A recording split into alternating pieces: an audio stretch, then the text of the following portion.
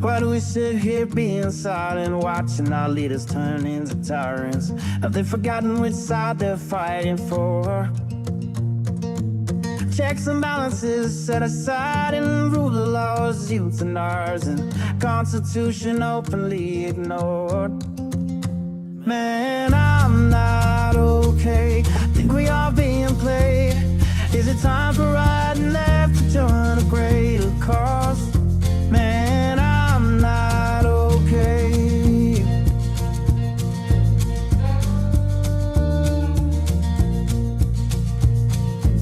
The rich claim to be victimized just to attack the marginalized. Is 1% really worth more than all the sick and poor? Always preaching about fellowship while planning their dictatorship. Now we've seen how all of this plays out before. Man, I'm not okay. Think we are being played. Time for you and I to join our country's call. Man, I'm not okay.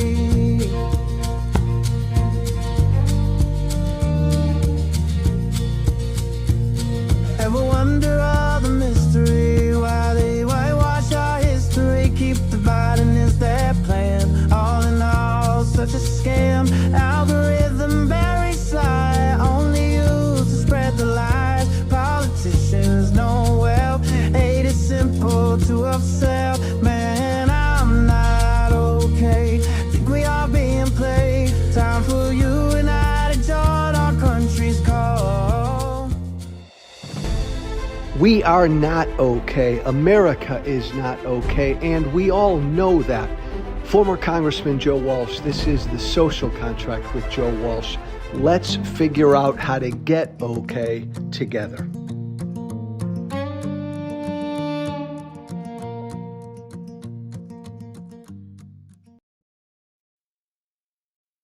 Hello, everybody. Come on in. She's a better speaker than he is. She's brilliant. She's As a a better reminder, speaker. everybody, it's Thursday. It's Joe Walsh. It's Edwin Eisendrath. It's our usual recap of fun and frolic in Washington. But I want to start in my home city. Because before we came on, we were talking a little bit about the grand opening of the Obama Center that's happened today. Michelle Obama gave a gloriously great speech. By the way, she could use your hearts. Yeah, thank you. She was fabulous, fabulous. And everything about the day, including the fact that George W. Bush, Bill Clinton, Joe Biden, they were all there, right? They were all there reminding us of the country that these terrible guys are shredding. It was not partisan, although it might have felt that way to the president of the United States, who was never mentioned. But it was a reflection of the America we love. No, Mary. Somebody, Edwin, just asked if this is only for paid subscribers. No. This is open to everyone. Everyone. Come on in. Invite your mom and dad. Hey, Although Edwin, not kids under a certain age, we can't vouch for our language. I welcome in everybody. Come on in. Edwin and I, every Thursday, 4:00 Eastern time, press those red hearts, subscribe to both of us. Look, I agree with everything you're saying, and it was wonderful to listen to the Obamas speak today. It's one of those traditions, right, where we put politics aside. A former president opens his presidential library, and we all come together to honor that president. So important. The fact that Trump wasn't there and that he would never think to be there, he would have zero interest in being there. I'm not sure he was invited, Joe.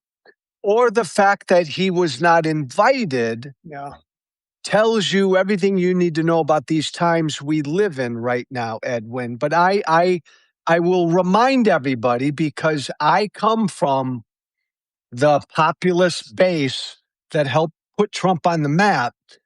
There's a reason why we went from Obama to Trump. There's a reason why a lot of, like Edwin, I don't know about you, but people have been asking me that today. Oh my God, Joe, how the heck? Listen to Obama. Oh my God, how did we get from there to here? And I want to tell my lovable, liberal, elitist friends, there are a lot of reasons for that. It's not just because Trump and half the country are batshit crazy. A lot led to this, I think, is what I'm trying to say. I agree with you, and some of it was legitimate, and some of it wasn't. $1 billion of bad, media for Hillary over 30 years made her a very difficult candidate to elect, you know? Some of And it and I, some of it yeah, she and I would deserved, say and some of it she did not. like like a very good friend said to me an hour ago, Joe, how the fuck did we get from Obama to Trump? And I said, Obama helped. Sure, I helped. Tea Party helped, but like Edwin, you know this because when you were active politically, you were a reformer. You were a reform minded outsider. That's what I am. Yep. And Obama was part of a political establishment class that did not understand the anger that middle working class people in this country had. And there was an elite, it's not just Obama. I mean, Hillary, they all were like this, and a lot of Republicans. And that kind of dismissiveness of the elites led to the demagogue that Trump is. Yeah, I think partly that's right. I you also look, 8 years of a we do this switchy thing after 8 years, I mean, it was a very tough election for Democrats to win no matter what. Um, and, uh, and Which Hillary one are you talking about? Which one? when when the first election, when Trump Oh, okay. yeah. I mean, I got a different answer for why we won the second time, but the first time, it was a very tough election for Americans, and True, Edwin. But Hillary, who you and I have the utmost respect for, America in 16 was a fucking pissed off country. People were pissed at both parties, at the political establishment. And as much as I respect the hell out of Hillary, she was an establishment candidate. She was the poster I child for that. I don't disagree with that, but I do I mean, just I need to say this out loud. I know Hillary. She is brilliant. She is, Brilliant. by the way, when she's not she's not the campaigner that Bill is. She'd be the first to tell you that. But and when you're with her and you're in private, she is funny. She is charming. Great. She's She's great. all of those things. That was not her campaign. No, and I'll do everybody. People are getting mad at me because when I said how did we get from Obama to Trump, I think most of our listeners, Ed, would want to hear, oh, it's all because of the Republicans and the Tea Party and blah, blah, blah. I'm sorry, that's not the only reason that got us from Obama to Trump. And by the way, when I talk about Hillary, I respect the hell out of Hillary. I would like Hillary to be our next president. She ain't too old. She's still sharper than everybody listening to us right now, and me and Edwin. She just didn't understand the populist moment we were in. That's all. Yeah. You know who understands the moment we're in? Michelle. I mean, that Yes. speech she gave today, not only she understands the moment we're in, but she sees the best in us.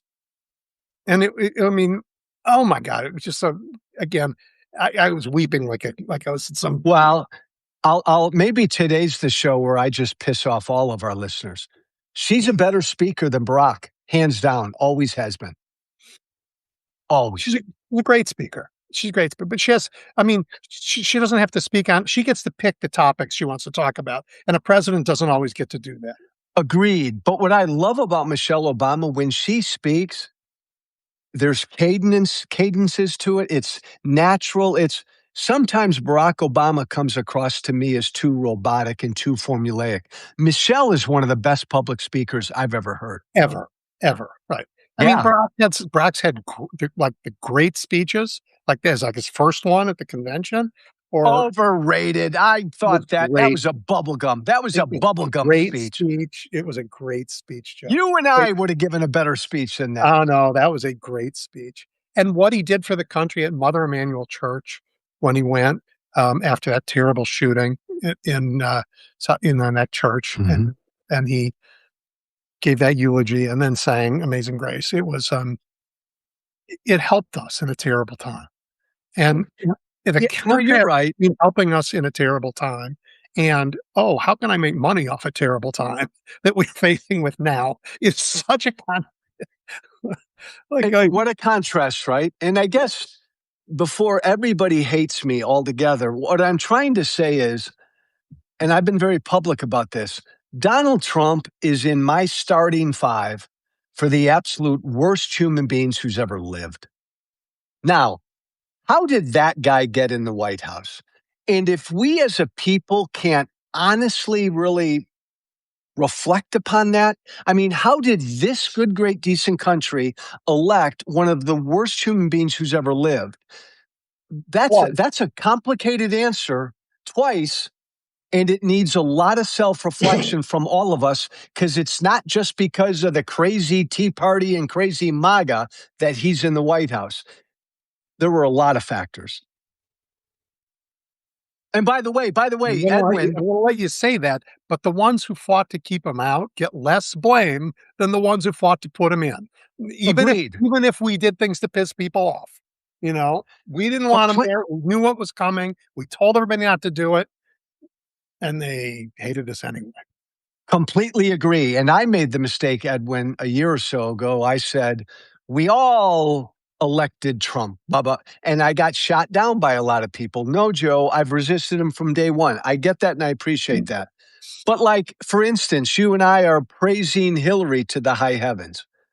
I loved what Hillary Clinton said just 2 days ago. She went after Joe Biden. And she publicly said Joe Biden put himself before his country. His legacy is helping to put Trump back in the White House. Hillary's right. And I just love the fact that Hillary said that. How did Trump win in 24? You know what? Joe Biden deserves a lot of blame too, because he went back on his promise. He was too fucking old. He put his own interest ahead of the country's interest. Instead of saying in 22, I'm done, I'm a one termer, the Democrats, as Hillary said 2 days ago, have a vibrant primary. They might have beaten Trump. I agree, but to their credit, the Democrats eventually said to Joe, "Stand down." And he did. And nobody doing that on the Republican side. You know what? The I thought about this morning. This, surrender at Versailles that was signed this week, this is I mean, leaving aside the enormity of its import and its damage, politically, it's, um, it's the same as Joe Biden's debate performance that terrible night. It's gonna be unforgettable. There's nothing anybody can do about it, and if the Republicans had half a brain and any guts, they would do what Democrats did and get the man out of there as fast as possible. Because every minute that Donald Trump is still sitting in the White House is going to be a reminder to everybody that this old fool took us to a war for no reason and lost and was forced to sign an embarrassing surrender. Every day or every 2 days, I just tweet 25th Amendment. I completely agree. Yep. He is physically and mentally unfit to be in the White House. Yep. Completely agree with that. Yep. Um, I just, Although and again, number two is the guy who wanted to have the Insurrection Act pulled out in the army, chasing down people that the ones that they couldn't shoot with ICE in Minnesota. They wanted the army to shoot. That's JD Vance. It's a great crowd. listening to the Obamas again today, I think there's a lot of reminiscing. Oh, how nice is it to listen to a president speak in complete sentences and all the rest? And I get it. I appreciate that. But I don't want all these good folks to go down that same fucking elitist road and not understand why this madman's in the White House. And I don't want my new party, your party, to go down this road where we think the answer again is to nominate some elite establishment fuck. That's not what the Democratic Party needs. Because most Americans, Edwin, as you know right now, cannot stand either party. Yeah, well, both parties are transforming. We've talked about this. The Republicans are almost finished with their transformation to become simply the party of Trump. The Democrats are involved in a double transformation. It's complicated. There is the um, "Let's make a deal" party that worked for a long time. versus the Get Shit Done party, and the Get Shit Done party is beating the Make a Deal party in primaries, and there's a generational change too, and the younger guys are not interested in, like, what are the limits on the power we have to get things done? They're not they're gonna be tougher than that. And so I'm Howard Howard just tweeted at us, responded, "This is why Hillary is not right for this moment. Look, I know I'm the only guy on the planet right now that would love to see Hillary run, and a Hillary unchained, a Hillary who just says, who talks like I do because she's brilliant. That kind of Hillary, I think." Maybe though, Edwin, she's not capable for this moment, but she would have made a hell of a president. Yes, but she can you know what? The young talent that we have that's out there all around the country campaigning in these primaries, they are impatient, but they also aren't disrespectful of the old folks who've been there. They'll ask Hillary for counsel, and she'll give it. I mean, and they're smarter than Donald Trump. Who does he ask for counsel? Uh, you know, I mean, nobody, right? Nobody. By the way, everybody, what I'm about to say, I say with the utmost respect for my partner, Edwin Eisendrath, because Uh-oh. well, no, no, no. Yeah, but uh-oh, he's ducking. For those of you who do not know Edwin's background, Edwin was ahead of his time. Edwin is exactly this courageous, brave reformer voice from another time that is needed right now. And Edwin, you say there's so much young talent out there. My response, not to you, but generally, when I hear that, is prove it. Show me, prove it, because we're not there yet. I don't know who this young talent is. You've got people running for House and Senate seats who are kind of understanding this moment, but I don't. I don't know that the party yet can say we've got great talent who recognizes this moment. Mm, well, I got a whole list of ones that I like and respect and think, do a really good job. It will take time for them to be in the visible leadership that people see. I think this cycle is it. And by the way, I had a fascinating conversation earlier today with a scholar of the House and the Senate. Hmm. And she was talking about the reforms that are needed to make that legislative branch work again. Everything from, like, the committee structure is wrong.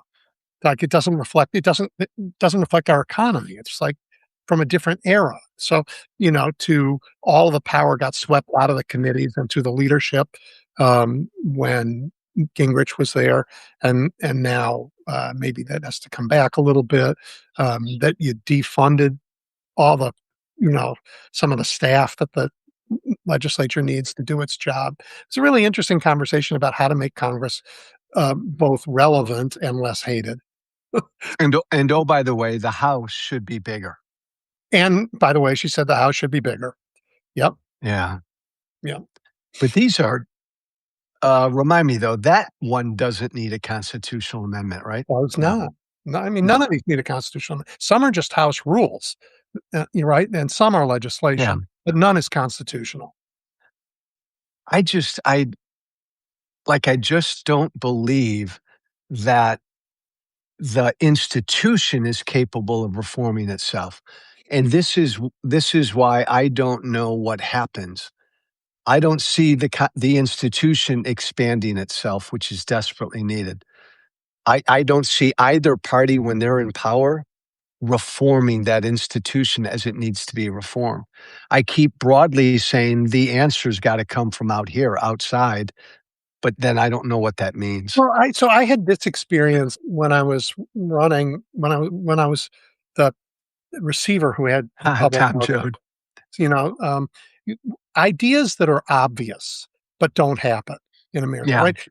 Because so many people work on a problem, and everybody says, "It's just obvious what we have to do, and why won't they ever do it?" And people say, "Well, it can't be done because it's never been done, even though it's obvious." That's when it actually gets done.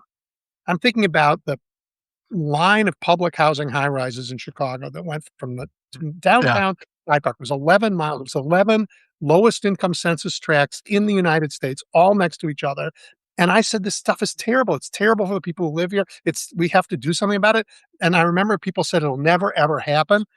And sure enough, we got it done. I got it done because uh, you guys took over the House and, um, the head of the banking committee then said to me, Yeah. you know, we won't give you any money, but you can do what you want." Yeah.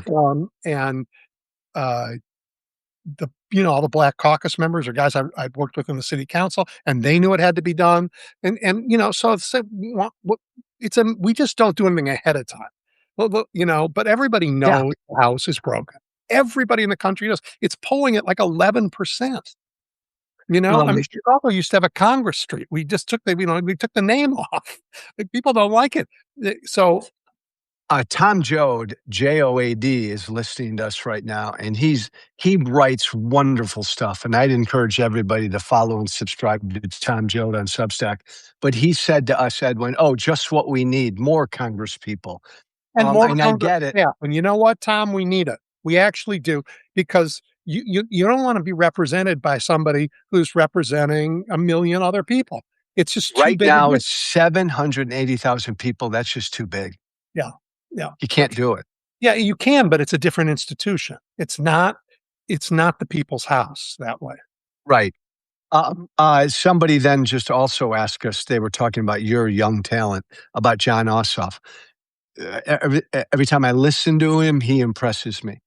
And I'm reminded that he's the senator of a purple state, who's actually not has not been legislating like he's in a battleground state. He's been doing what he believes in, and he's grown in popularity. And I know this is a good Democratic year, but he's got a chance to win in Georgia going away. So he's someone to watch, Ossoff. Yeah. I mean, I just, my governor's done a fine job. Um, uh I've some Congress people I really like who actually doing hard work. I know it's hard to do, but you know this. There are people who actually, if they don't want to be on the radar screen, can get work Yeah, done there. they get They work really done. can. Right, Yeah, and right. I mean, we have them, and you know, they're going to help It- us. right. And that's all going to come to the fore after the midterms. And these Right. are Right. fun, these are fun, sexy things to think about. But the hard work is just doing the hard work to make sure that Democrats win this year in these midterms You before know what? every No one is doing harder work for us this year than Donald Trump. I mean, yeah, right? He's gonna have his 250 on July 4th. He's gonna have not a rally for America. He's gonna have a Trump rally. He's gonna have it around an infected pond. Yeah, right? That he's turned this hideous green, and with our taxpayer dollars, it's gonna be another bust like his birthday party was. I mean, he is the best Democrat out there right now in terms of vote getting. Democrats will win because of him. Plain and Absolutely, simple. and they should. I mean, we lost, took us to a war and lost. Like, we're worse off. The whole world is worse off. I mean, and the people who went to war with him, the 2 countries that were, sort of most into it were the other biggest losers, Saudi Arabia and Israel, both huge losers in this deal. And, huge losers. It's gonna be a Um, I agree. And Israel needs to do some real thinking They do. about They've how never best been to this alone proceed. in the world. Never been. And That's right, frightening. it's frightening. And Benjamin, not how ironic, perfectly ironic, if Bibi doesn't get reelected because of Trump. And that's where this thing is headed. That Uh, is what he's headed, right? I mean, yeah, the other oligarchs who showed up with Putin, and Putin said, "No, I want you to take these companies. I want you to make them valuable." And then when they were valuable, he threw them out the window and he took them for himself. And that's Trump. and how about that, Edwin? I don't know if you've seen some of the visuals, some of the videos of what Ukraine, the damage Ukraine is doing inside of Russia, in and around Moscow. Incredible. Incredible that we don't talk about this enough. How this And country, they're winning the war. Ukraine is winning the war. so, Joe, this is the other part. So um, the fight for freedom and democracy in the world is being led not by the United States. The United States is irrelevant now to that fight because we turned our backs on Ukraine. In fact, we took our Patriot missiles away. So the damage Russia is doing is with ballistic missiles that we could have helped protect them from. We're not doing that anymore. But so the fight for freedom around the world has nothing to do with the United States. We turned Hey, our back on it. Edwin, I'll do you one better and then continue. Not only are we irrelevant in the fight, I would argue that we're on the wrong side. We're not on the side of the free world as You're on long the as wrong he's in side. the White House. Yes, and we and although, given what I saw in what we did in Iran, if we were helping Ukraine, they'd probably lose. I mean, right? I mean, where's Pete Hegseth been, by the way, in the last few days? Uh, I mean, he's given these press conferences. We're winning every day. The press is wrong to say we haven't slaughtered them. They're begging for peace. By the way, how much have you heard from Marco Rubio in the last 2 or 3 or 4 days? Not a thing. Not one thing. A thing. Yeah. They've left I it to saw JD Vance. Yeah. Yeah, which is really interesting because I've heard that Vance kind of warmly embraced this role.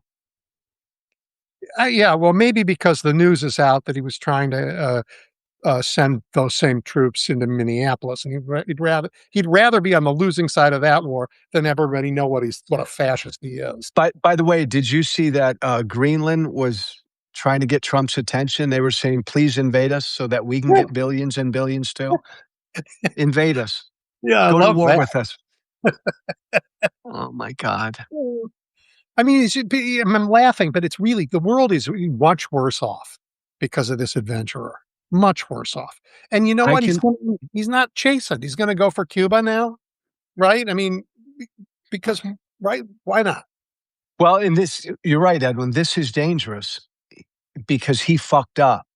And so now he's going to look for another thing, Yeah, Cuba, to do another thing. yeah. I mean, I was surprised he didn't try and indict Barack today while he was opening his center. I It's mean, just so pathetic. You were probably a bigger fan of the JCPOA, Obama's deal with Iran, than I was. But I can remember with my Republican colleagues criticizing that agreement. And these are the same Republican. I mean, Trump, that looks like brilliance compared to what Trump's done. Trump's given away everything to them, an utmost surrender, and he went to war to do it. And yet, you had Republicans these last couple days defending Iran, saying, well, maybe Iran does need missiles to defend themselves. And oh, so oh, so one of my I'm going to ask you one of my concerns with the attacks on JCPOA back in the day, and one of my concerns with the movement that you were part of was that it was happy to take rhetorical wins over reality. And I mean, JCPOA wasn't a happy agreement. It was the best possible agreement in a difficult time. And I go back to the Constitution. The Constitution had slavery in it when they first founded it, and there were people like Ben Franklin who were desperately opposed to slavery, mhm. desperately opposed to it. And he said, "This isn't a perfect agreement. It's the best agreement we could do, and possibly it's the best agreement anybody could ever do." You know, Yeah. it seemed like the movement like that was irrelevant. We could make points, and the burden of keeping the country together fell on somebody else. I think there's a lot of truth to that, Edwin. I think there's a lot of truth to that. I think that there was not a sufficient enough recognition in the Obama administration at how bad and evil the regime is, and they can never be trusted with anything.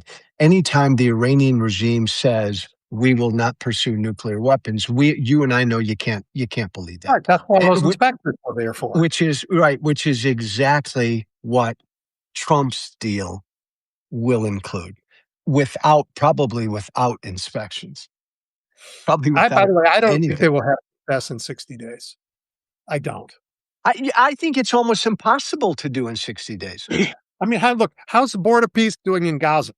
Like, is everybody everybody fully employed and having a great life and they're never gonna be richer? All those things they said about those poor guys in Gaza, none of it's true.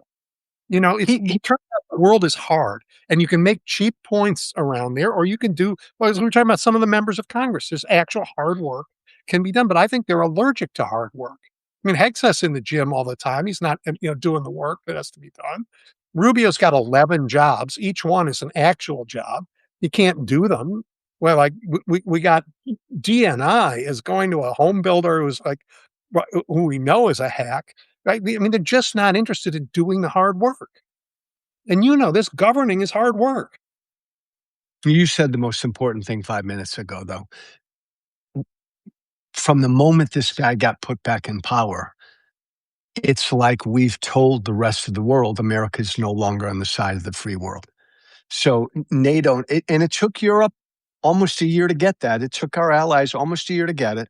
Ukraine, I think Zelensky understood it right away, and he's done whatever he can do. Right. But He we're had not on up the close and personal with tyrants, so he knew what they looked like. we're not with our allies. We're not with NATO. We're not with Ukraine. Again. I know I'm a crazy man, but Trump's got something weird and special going on with Putin. But he's on Putin's side, and that's a hard thing to accept. And our allies have had a hard time accepting it, but now they do. Yep. Now they do. Yeah. So I hope that they're trying to limit the damage while he's still there. Yeah. I mean, I want them to do us a favor that they haven't been willing to do, our allies. And I guess I don't blame them, but I was hoping that, Europe would say, if you need a visa to come to visit us. And if you're in a red state, it's going to take 7 months. Like, okay. They the You're right. From the moment Trump got elected, our allies, our European allies, came on bended knee and did what they did the first time. They tried to appease him.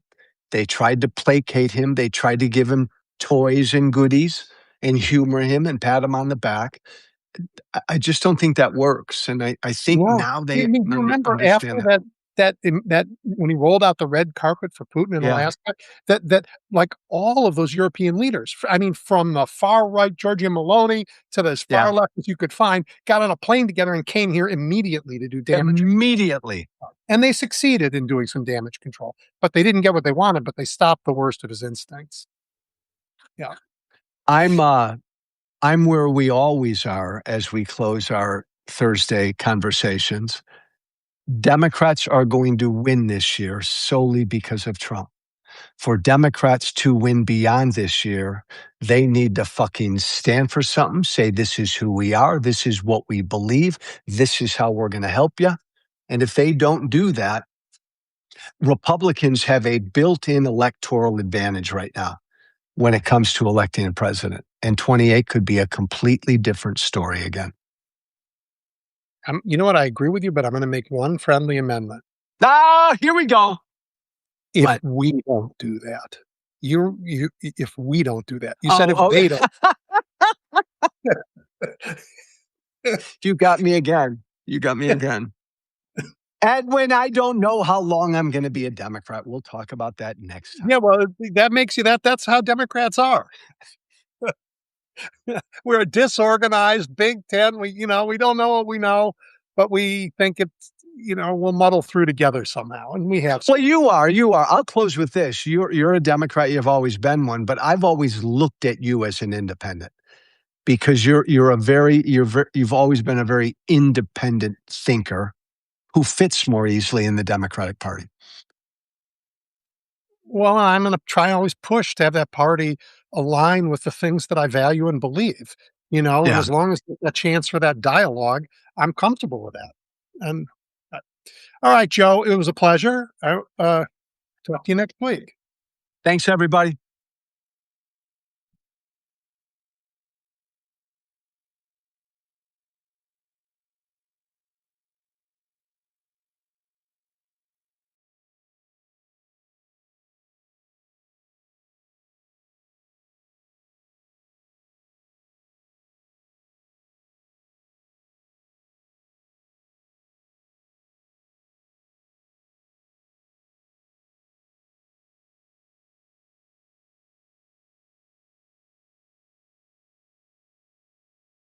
Thank you for listening.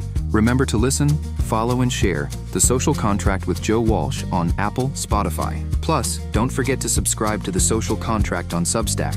This has been The Social Contract with Joe Walsh.